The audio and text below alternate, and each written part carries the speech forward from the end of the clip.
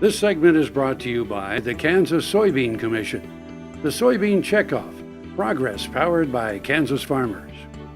Welcome back to Farm Factor and the Kansas Soybean Update.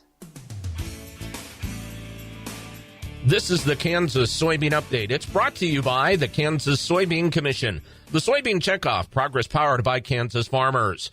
Dwight Meyer from Hiawatha serves as first vice president and chair of the policy committee for the Kansas Soybean Association. Dwight, talk about the process that you and the board goes through in the general approach on state legislative issues. We have over 15,000 soybean farmers in Kansas, and we try to get their input as to ideas and policies that we need to work on each year. From that, our board will meet and discuss some of the ideas, and then our policy committee will get together and come up with resolutions and come up with a priority list. Some of our more important concerns would be that we keep the current sales tax structure that we have with the ag exemptions that we have. We also want to continue the current use value appraisal system on farmland. However, our property taxes on farmland have increased tremendously. It's going to be interesting to see how some of the income tax bills that are coming back in are going to affect us. Looking at biodiesel production as well. Biodiesel is something that the Soybean Association has certainly been a big proponent of. We would like to continue biodiesel incentives for our producers around the state.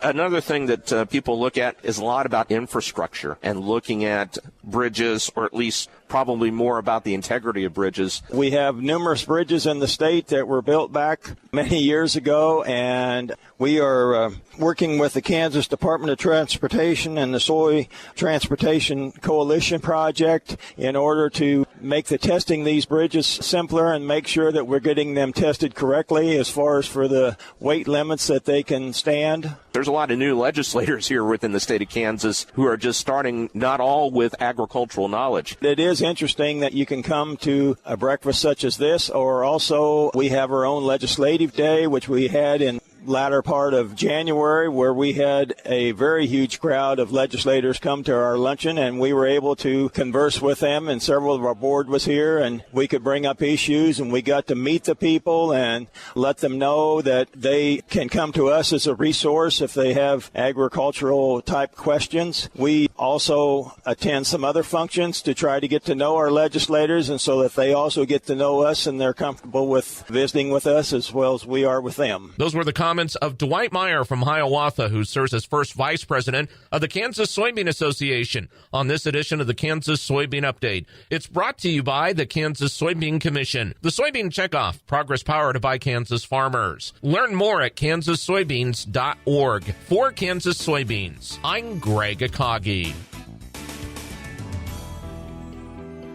Hope you enjoyed this week's Kansas Soybean Update. Stay with us after the break for more Farm Factor with Dwayne, Matt Hunt, and Keith Bryant.